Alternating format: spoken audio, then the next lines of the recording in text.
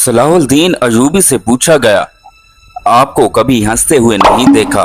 सुल्तान ने तारीखी जवाब दिया, फरमाया, डरता हूँ कि रोज़े क़यामत अल्लाह ताला पूछेगा, बैतुल मुक़द्दस खैरों के कब्जे में था और तुम मुस्कुरा रहे थे। अल्लाह अकबर।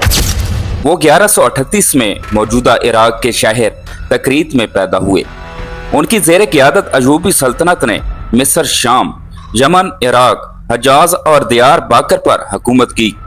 सलाहुद्दीन अयूबी को बहादुरी, फ़ियाज़ी, हुस्न इखलाक, सखाफत और बुर्दबारी के बायस न सिर्फ मुसलमान बल्कि ईसाई भी इज्जत की निगाह से देखते हैं। सलाहुद्दीन को फातेह बैतुल मुक़द्दस कहा जाता है, जिन्होंने 1187 में यूरोप की मुत्तहिदा अफ़वाज को शिकस्त देकर बैतुल मुक़द्दस उनसे आज़ाद करवा लिया था। ये तारीख का वो मंजर है जब जुलाई 1187 में हतीन के मैदान में 7 सलेबी हुक्मरानों की मुत्तहिदा फौज को, जो मक्का और मदीने पर कब्जा करने आई थी, अयूबी सिपाह ने इबरतनाक शिकस्त देकर मक्का और मदीना की जानिब बुरी नजर से देखने का इंतकाम लिया था और अब वो हतीन से 25 मील दूर अकरा पर हमला आवर था।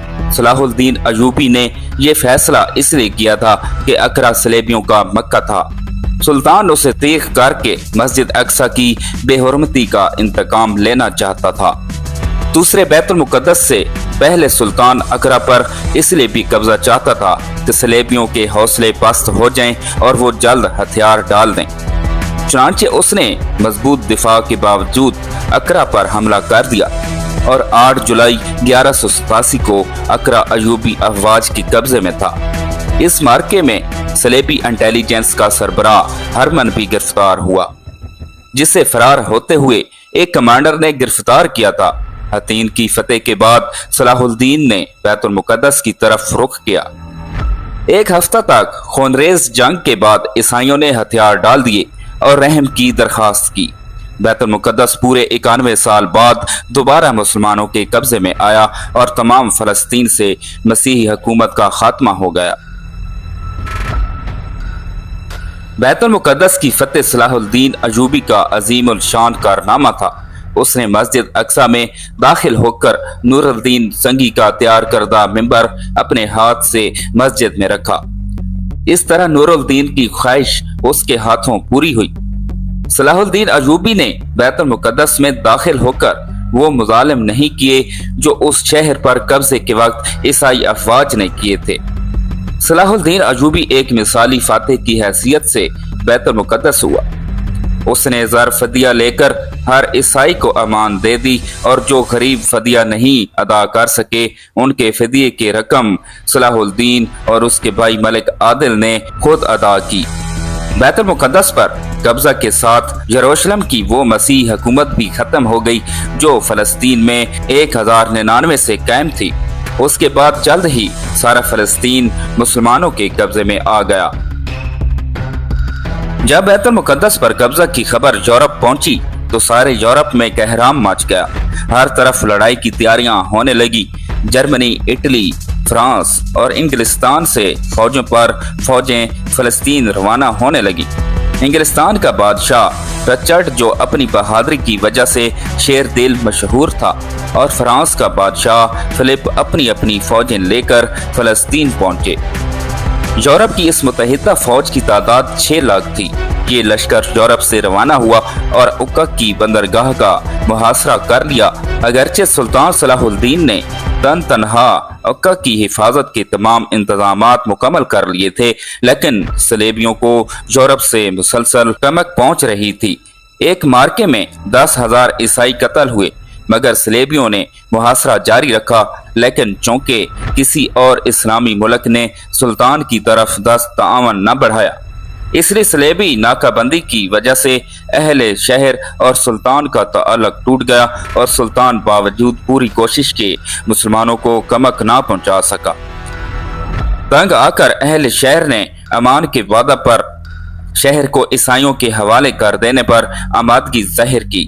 फरीकैन के दरमियान मुआहदा तय हुआ, जिसके मुताबिक मुसलमानों ने 2 लाख अशरफियां तावान जंग अदा करने का वादा किया।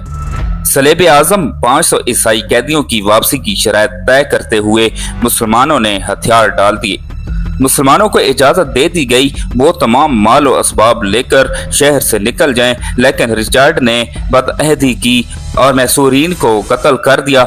उक्का के बाद सलेबियों ने फलस्तीन की बंदरगाह अस्कलान का रुख किया। अस्कलान पहुंचने तक ईसाइयों का सुल्तान के साथ 11-12 बार मुकाबला हुआ। सबसे अहम मार्का अरसूफ का था। सुल्तान ने जवां मर्दी और बहादुरी की दरखशंदा मिसालें पेश की, लेकिन चूंकि किसी भी मुसलमान हुकूमत बिलखसूस खलीफा बगदाद की तरफ से कोई मदद ना पहुंची, लिहाजा सुल्तान को पिसपाई इख्तियार करना पड़ी। वापसी पर सुल्तान ने अस्कलान का शहर खुद ही तबाह कर दिया और जब सलेबी वहां पहुंचे तो उन्हें ईंटों के ढेर के सिवा कुछ भी हासिल न हुआ। इस दौरान सुल्तान ने बैतुल मुकद्दस की हिफाजत की और तैयारियां मुकम्मल की, क्योंकि अब सलेबियों का निशाना बैतुल मुकद्दस था। सुल्तान ने अपनी मुख्तसर सी फौज के साथ इस कदर अजीम लाइव लश्कर का बड़ी जुर्रत और हौसला से मुकाबला किया। जब फतेह की कोई उम्मीद बाकी ना रही तो सलेबियों ने सुलह की दरख्वास्त की और फरीकैन में मुआहदा सुलह हुआ, जिसकी रूह से तीसरी सलेबी जंग का खात्मा हुआ। इस सलेबी जंग में सिवाय उक्का शहर के ईसाइयों को कुछ भी हासिल न हुआ और वो नाकाम वापस हुए। रिचर्ड शेर दिल सुल्तान की फियाजी और बहादुरी से बहुत मुतासिर हुआ। जर्मनी का बादशाह भागते हुए दरिया में डूबकर मर गया और तकरीबन 6 लाख ईसाई इन जंगों में काम आए। तीसरी सलेबी जंग में सुल्तान सलाहुद्दीन ने साबित कर दिया कि वो दुनिया का सबसे ताकतवर तरीन हुक्मरान है।